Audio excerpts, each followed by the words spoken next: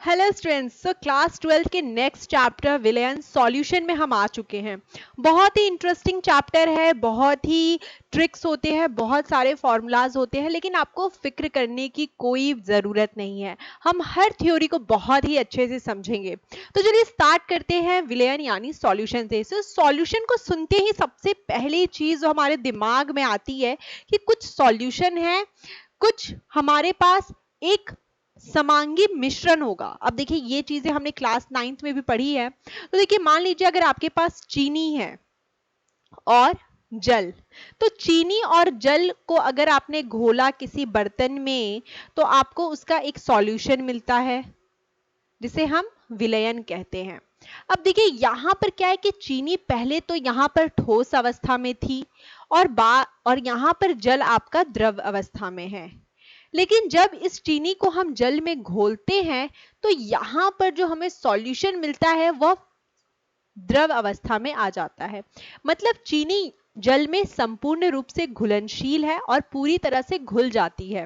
तो यहां पर हम क्या देखते हैं कि चीनी और जल चीनी जिसको हमने जल में घोला था, अब यहां पर वह एक मिश्रण में है, उसे ही हम समांगी मिश्रण कहते हैं। समांगी मिश्रण में क्या होता है, यहाँ पे जो विलयन है बच्चों, यह कहलाएगा हमारा मिश्रण।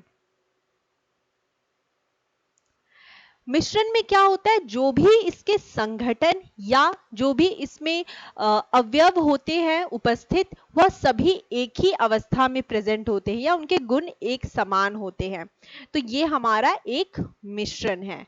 अब देखिए यहां पर हमें दो तीन चीजें समझ में आई।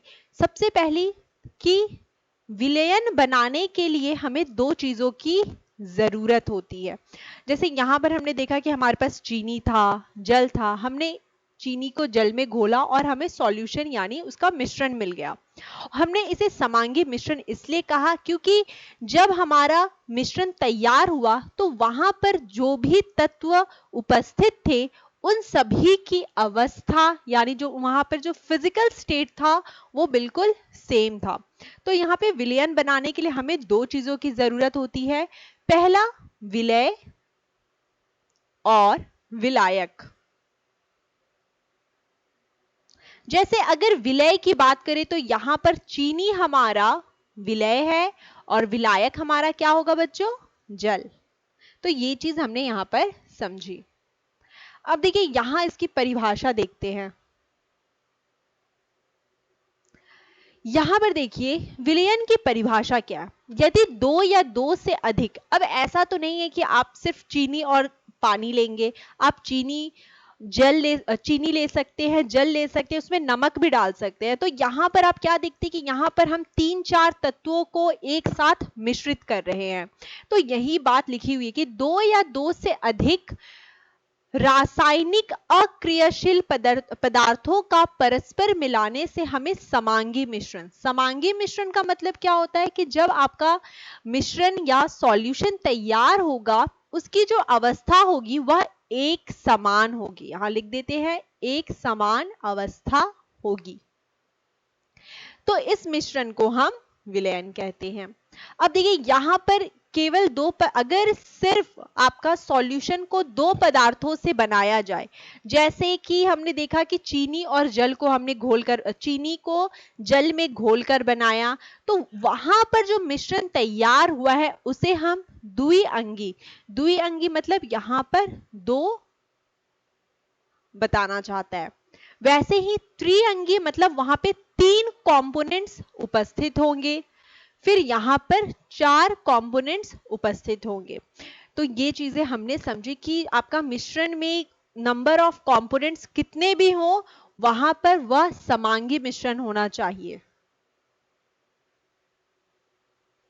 अब देखिए अगर आपको मिश्रण बनाना है या सॉल्यूशन बनाना है तो उसके लिए आपको दो चीजों की जरूरत होती है।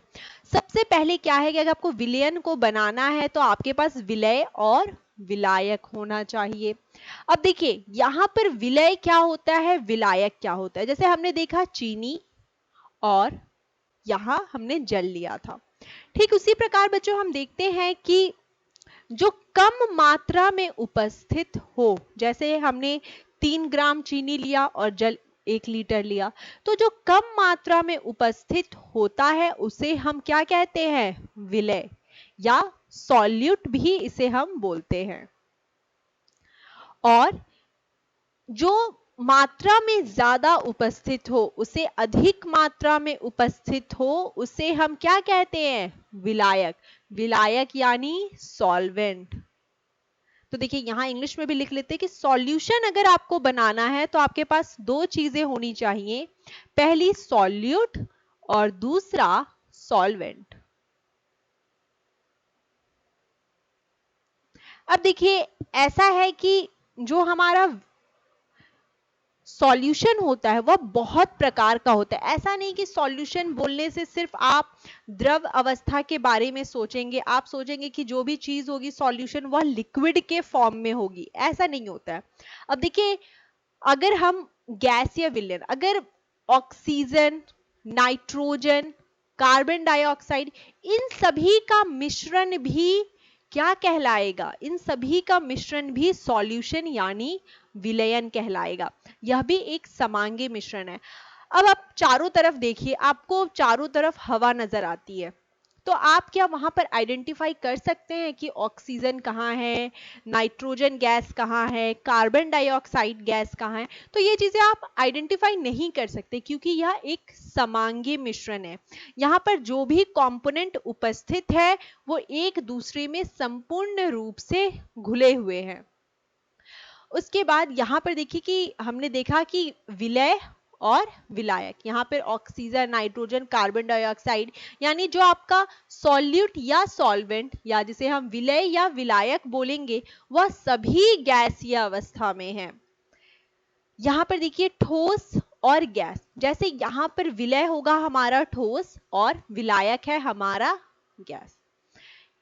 अब यहाँ पर विलय गैस है और द्रव, जैसे जल में घुली हुई ऑक्सीजन, जल में जो ऑक्सीजन घुली हुई होती है उसकी मात्रा बहुत कम होती है। ऑक्सीजन की मात्रा क्या होगी? बहुत कम होगी। कम होगी अर्थात विलय कहलाएगी, और क्योंकि जल ज्यादा है इसलिए वह यहाँ पर विलायक का कार्य करेगा। तो आपसे अगर कोई प्रश्न पूछे कि जल में घुली हुई ऑक्सीजन में विलय और विलायक बताइए, तो आपका आंसर क्या होना चाहिए? आपका आंसर होना चाहिए कि ऑक्सीजन यहाँ क्योंकि कम मात्रा में उपस्थित है इसलिए यह एक विलय या सॉल्यूट कहलाएगा, और जल हमारा ज्यादा मात्रा में उपस्थित है तो यह विलायक कहलाएगा। अब देखिए द्रव में द्रव, एथेनॉल, जल में घुला हुआ एथेनॉल, यह एक बहुत ही अच्छा उदाहरण है द्रव का द्रव में मिश्रण। जल में घुला हुआ ग्लूकोज, घर में जब तबीयत खराब होती है तो ग्लूकोज दिया जाता है पीने के लिए, तो वहां पर हम क्या देखते हैं कि हम 1 चम्मच ग्लूकोज डालते हैं पानी में और हमारा सॉल्यूशन तैयार हो जाता है। तो यहाँ पर ग्लूकोज की मात्रा क्या है? कम है, और जल की मात्रा क्या है बच्चों? ज्यादा है।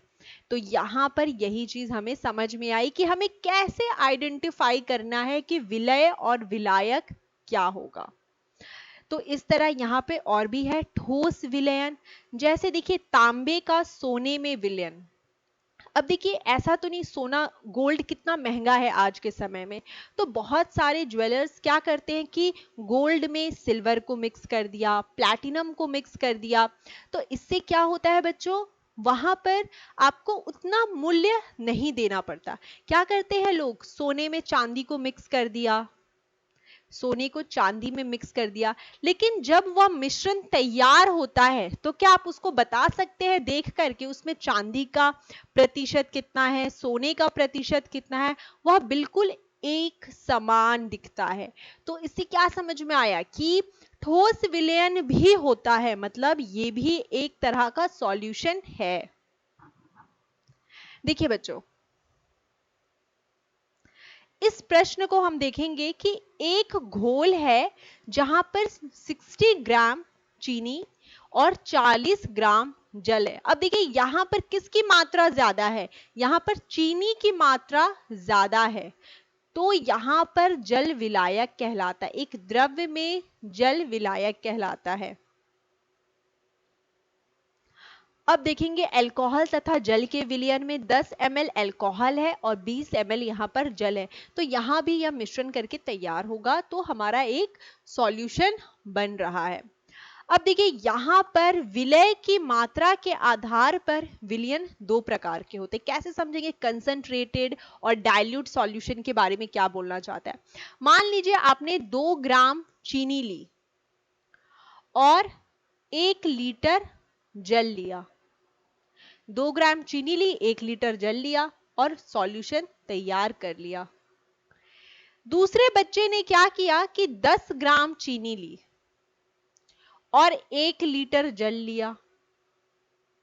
तो बताइए कि कौन सा जो सॉल्यूशन या जो आपका मिश्रण तैयार हुआ है, यह मिश्रण ए है और यह मिश्रण बी है। बताइए जब आप इसे टेस्ट करोगे तो आपको कौन सा मिश्रण ज्यादा मीठा प्रतीत होगा। तो यहाँ पे लिखते हैं कि मीठा कौन ज्यादा प्रतीत होगा? मीठा प्रतीत होगा हमारा सॉल्यूशन बी और ए थोड़ा कम मीठा लगेगा। रीजन क्या है?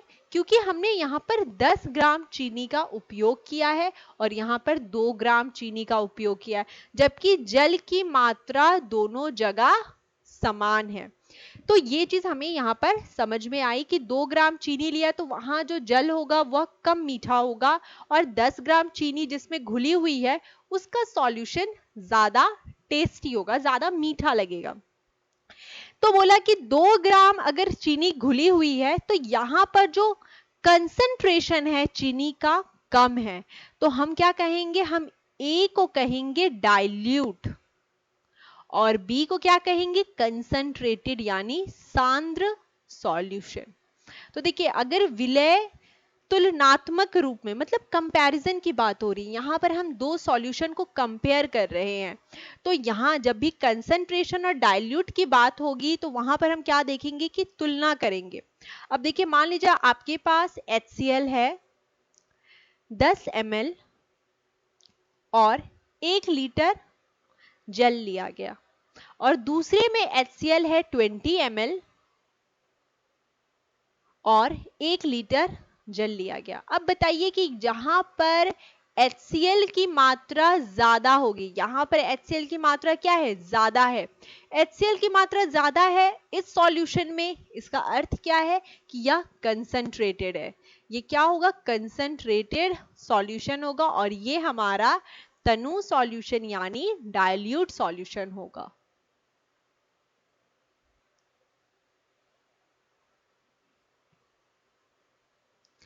तो बच्चों अभी तक हमने जो भी बातें की होपफुली आपको समझ में आया हो। अब देखिए अब जो टॉपिक पढ़ने वाले हैं उसका नाम है मोल फ्रैक्शन, जो आपने ऑलरेडी क्लास 11th में मोल कंसेप्ट चैप्टर में किया है। मैं उसकी वीडियो का लिंक भी शेयर कर दूंगी डिस्क्रिप्शन में, आप वहां से देख सकते हैं। तो यहाँ पर देखिए हम क्या समझते हैं कि आपके पास दो कंपोनेंट्स हैं ए और बी।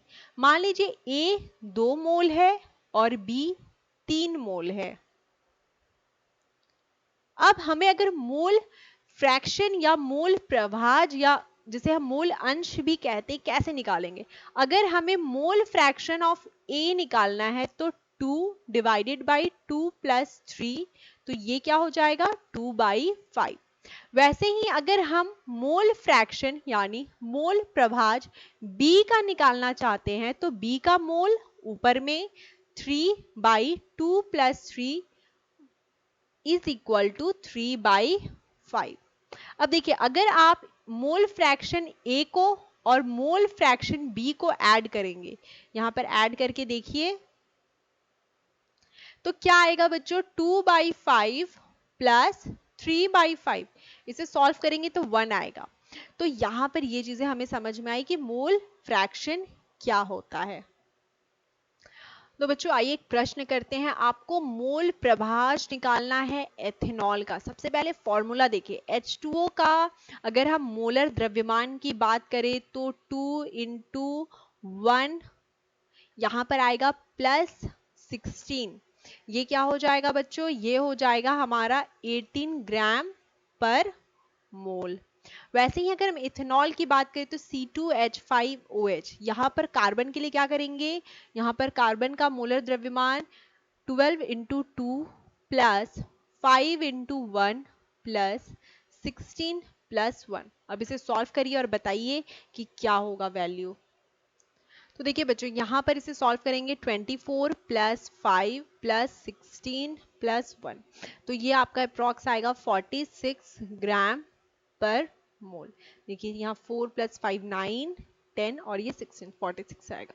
अब आपको क्या पूछ रहा है प्रश्न में कि एथेनॉल का मोल प्रभाज, मोल फ्रैक्शन या मोल अंश बताइए। तो हम लिखेंगे यहाँ पे मोल अंश के लिए C2H5OH, ऊपर में किसका रहेगा, मोल C2H5OH का, और नीचे में मोल किसका रहेगा, यहां पर जल H2O प्लस मोल C2H5OH। अब आपको क्या करना है, पहले मोल निकालना होगा। तो मोल क्या होता है, मोल होता है हमारा दिया हुआ द्रव्यमान डिवाइडेड बाय मोलर द्रव्यमान। तो अगर हम जल की बात करें तो हमें जल का कितना द्रव्यमान दिया गया है, यहाँ पे देखिए 36 ग्राम, तो 36 डिवाइडेड बाई 18, ये कितना आएगा, 2 मोल। और ठीक उसी तरह से अगर C2H5OH का निकालें तो क्या आएगा बच्चों बताइए, इसका दिया हुआ द्रव्यमान कितना है 23 ग्राम डिवाइडेड बाई 46, तो ये कितना हो जाएगा बताइए, ये आपका आ जाएगा 1/2 यानी 0.5 मोल।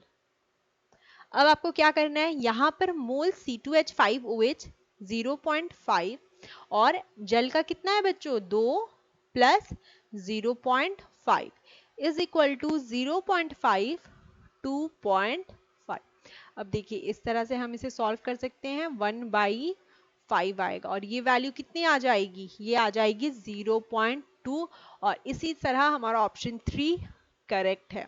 तो लाइफ में भी ऐसे ही आपको हर स्टेप को अच्छे से करना होगा, कहीं भी कैलकुलेशन मिस्टेक नहीं होना चाहिए। एग्जाम में इस बात का ध्यान रखिए, हर छोटा कैलकुलेशन बहुत इंपॉर्टेंट है। मिलते हैं नेक्स्ट लेक्चर में। Thank you so much.